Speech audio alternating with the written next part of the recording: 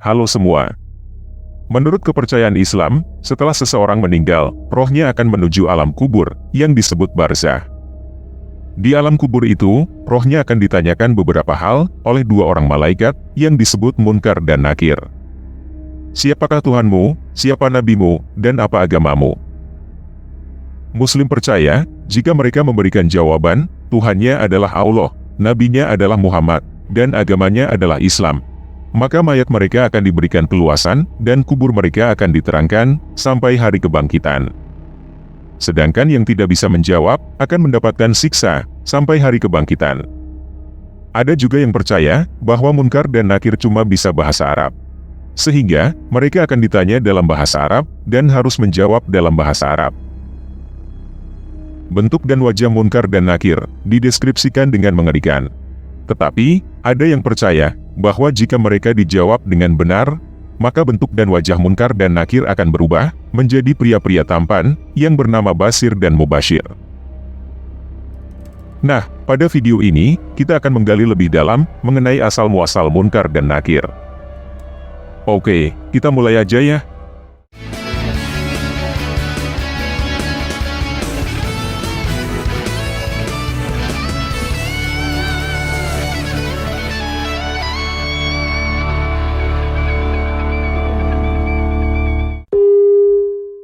Nah, hal pertama yang harus kita ketahui, adalah Munkar dan Nakir tidak ada di dalam Al-Quran.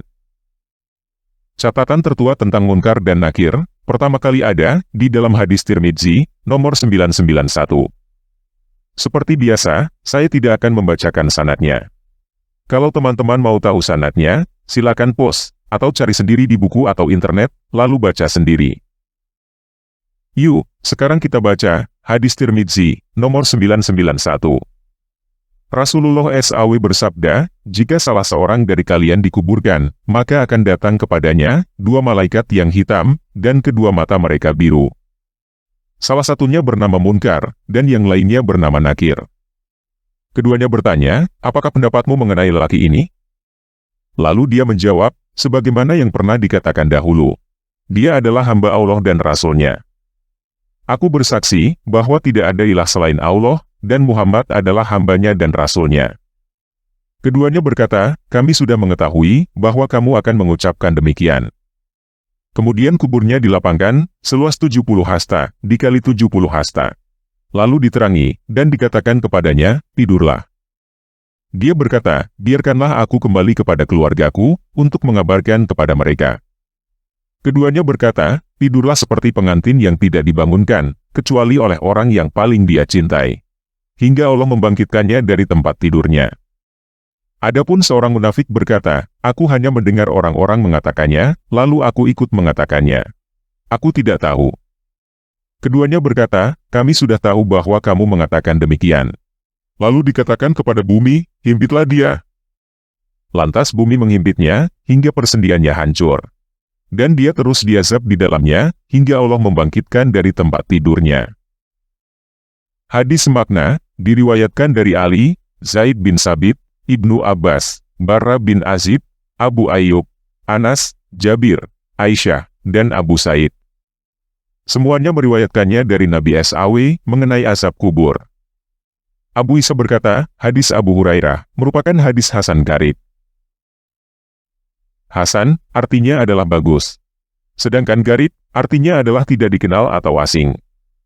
Jadi bisa dikatakan, Hasan Gharib, artinya sanad, atau susunan perawi, atau orang-orang yang meriwayatkan cerita tersebut, bagus, tetapi ada yang aneh.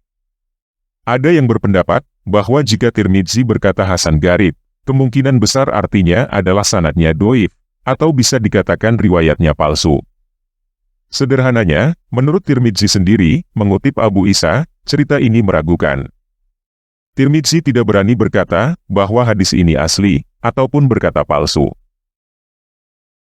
Imam Tirmidzi sendiri, lahir pada tahun 824, dan meninggal pada tahun 892, di Termes, Uzbekistan. Menurut catatan Islam, Muhammad meninggal pada tahun 632. Jadi, antara Muhammad meninggal, dengan hadis tentang Munkar dan Nakir, yang pertama kali ditulis oleh Imam Tirmidzi, berjarak lebih dari 200 tahun. Jarak dari Termes ke Mekah kira-kira adalah 4.500 km. Butuh waktu lebih dari 50 jam non-stop, atau lebih dari 2 hari tanpa tidur, jika naik mobil. Sebagai perbandingan, jarak dari Sabang sampai Merauke adalah 5.245 km. Dan jarak dari Jakarta ke Hong Kong adalah 3.269 km. Jadi, selain berjarak waktu lebih dari 200 tahun, jarak antara kehidupan Muhammad dengan penulisan pertama tentang Munkar dan Nakir lebih jauh daripada Jakarta-Hong Kong. Tentunya, hal ini menimbulkan pertanyaan. Kenapa selama 200 tahun, tidak ada satu orang pun di dalam radius sejauh Jakarta-Hong Kong dari kehidupan Muhammad yang menulis tentang Munkar dan Nakir?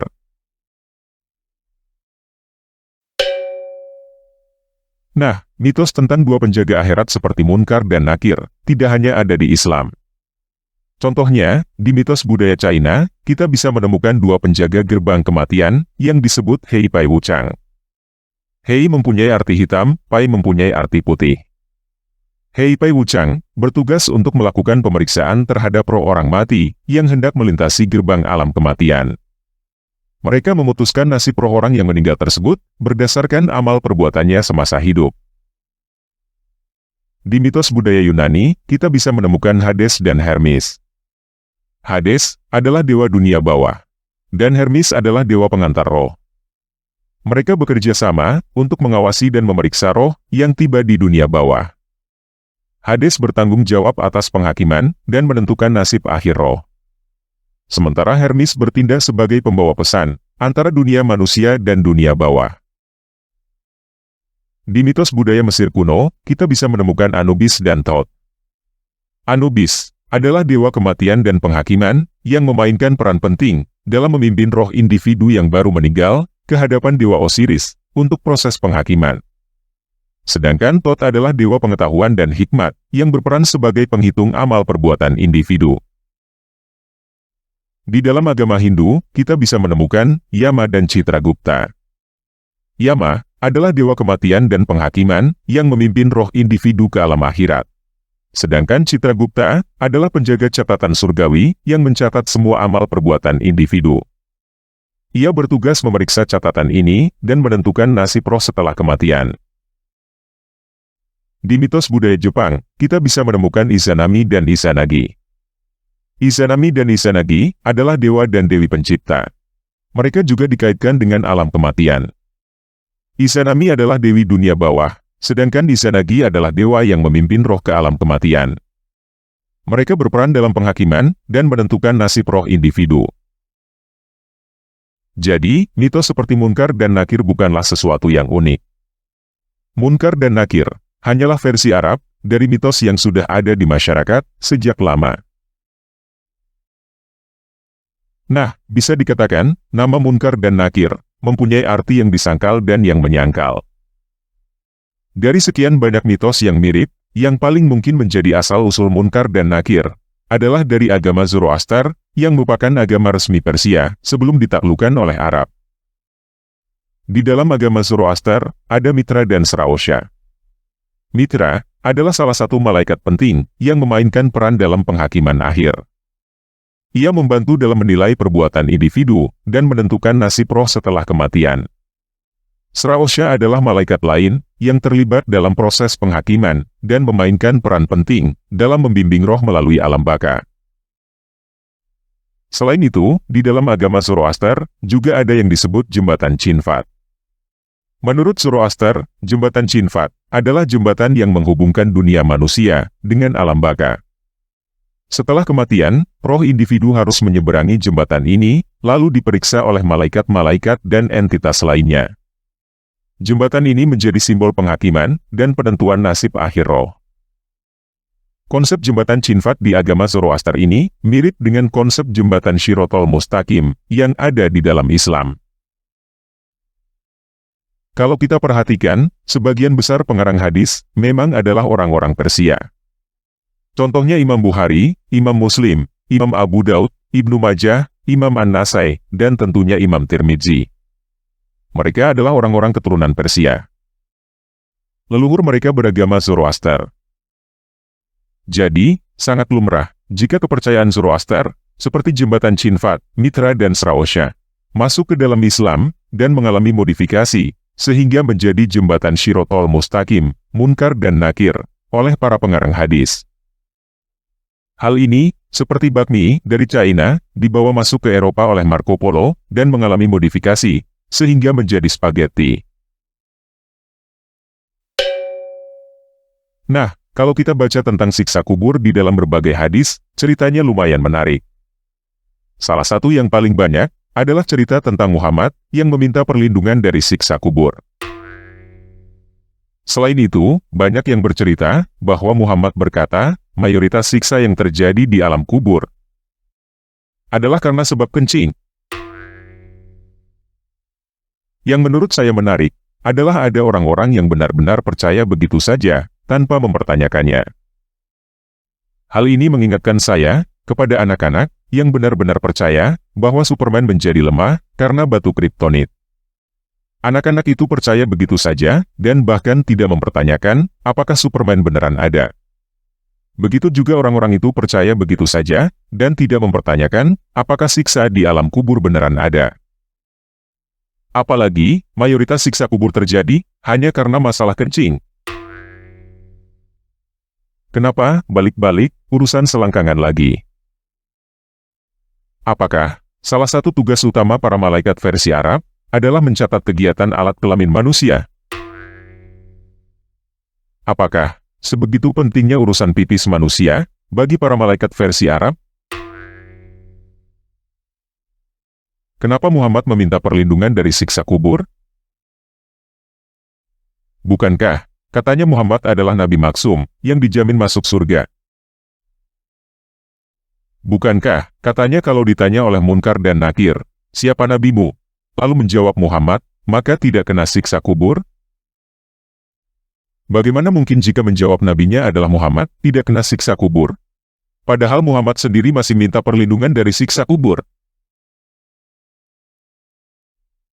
Untungnya, tidak ada yang merasa ternista ketika diberitahu bahwa sebenarnya Superman hanyalah dongeng yang terinspirasi dari dongeng John Carter. Semoga tidak ada yang merasa ternista ketika diberitahu bahwa sebenarnya Muhammad dan siksa kubur itu hanyalah sudahlah. Yuk sekarang kita baca yang lebih menarik lagi di dalam hadis Musnad Ahmad nomor 23441. Aisyah istri Nabi Sallallahu Alaihi Wasallam berkata, pernah Nabi Sallallahu Alaihi Wasallam menemuiku, sedang saya ketika itu bersama seorang wanita Yahudi. Dia, maksudnya perempuan Yahudi itu, berkata kepadaku, tidakkah kamu merasa bahwa kelak kamu akan difitnah, dalam kurung diuji, di dalam kubur? Nabi Sallallahu Alaihi Wasallam pun terheran, dan bersabda, sesungguhnya yang difitnah adalah orang Yahudi. Aisyah berkata, beberapa malam kemudian, Nabi Sallallahu Alaihi Wasallam bersabda, tidakkah kamu merasa, bila telah diwahyukan kepadaku, bahwa kelak kalian akan difitnah, dalam kurung diuji, ketika dikubur? Aisyah berkata, setelah itu, saya mendengar Rasulullah Shallallahu Alaihi Wasallam berlindung dari siksa kubur. Supaya lebih jelas, kita baca hadis Sahih Bukhari, nomor 1283. Aisyah radhiyallahu anha dalam kurung berkata, ada seorang wanita Yahudi menemuinya, lalu menceritakan perihal siksa kubur. Kemudian berkata dalam kurung kepada Aisyah radhiyallahu anha, semoga Allah melindungimu dari siksa kubur. Kemudian setelah itu, Aisyah radhiyallahu anha bertanya kepada Rasulullah Sallallahu Alaihi Wasallam, perihal siksa kubur. Maka beliau menjawab, ya benar, siksa kubur itu ada. Gundar menambahkan, siksa kubur itu benar adanya. Nah, jadi jika kamu adalah seorang muslim, yang percaya dan takut dengan siksa kubur, sekarang kamu tahu sumbernya. Dari mana asal muasal kepercayaan tentang siksa kubur di dalam Islam, menurut hadis? Muhammad tidak pernah berbicara tentang siksa kubur, sebelum Aisyah mendengarnya dari perempuan Yahudi. Setelah Aisyah bertanya kepada Muhammad tentang siksa kubur yang dia dengar dari perempuan Yahudi, Muhammad menjadi sangat ketakutan, sampai selalu memohon perlindungan dari siksa kubur, setiap kali selesai sholat. Nah, saya percaya bahwa kamu sudah cukup dewasa untuk bisa membedakan antara kisah nyata dengan dongeng. Kamu bukan anak-anak yang bisa ditakut-takuti dan langsung percaya begitu saja dengan cerita horor. Jadi, sekarang saya mau bertanya kepada kamu. Saya berharap kamu mau menjawabnya dengan jujur. Menurut kamu, apakah masuk akal jika mayoritas siksa kubur disebabkan hanya karena urusan kencing?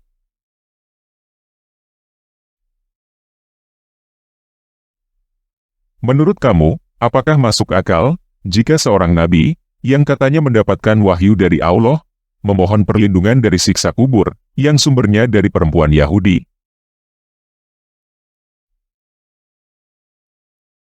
Menurut kamu, apakah masuk akal jika setelah seseorang mati, dia akan ditanya siapa nabinya?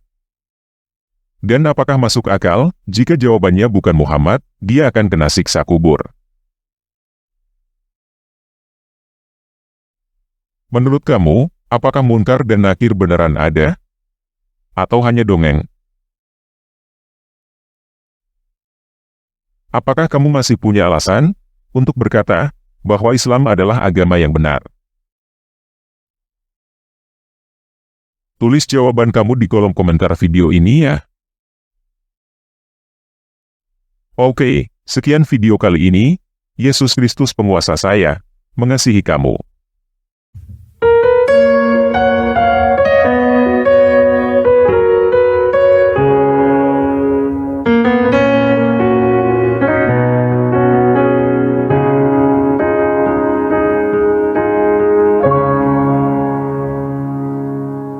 Saat ku menutup mata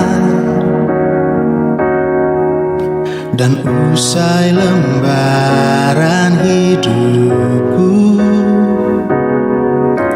saat ku terlelap dan takkan lagi terjaga, kasih-Mu selalu milikku.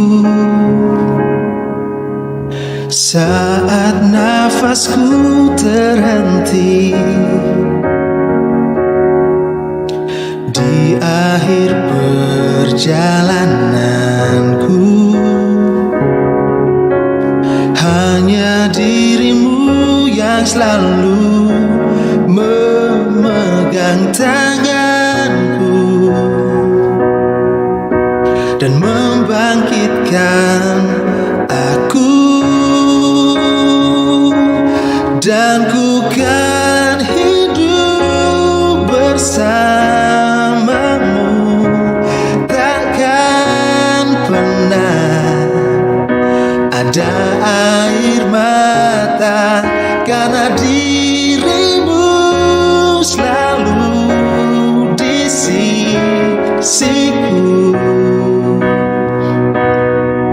Maka jiwaku pun tenang.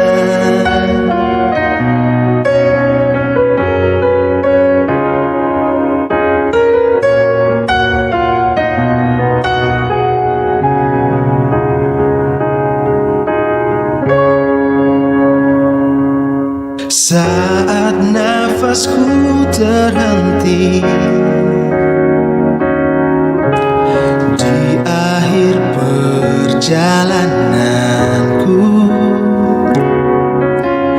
hanya diri-Mu yang selalu memegang tanganku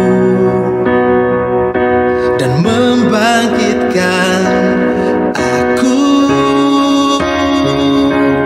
dan ku kan hidup bersama-Mu, takkan pernah ada air mata, karena diri-Mu selalu di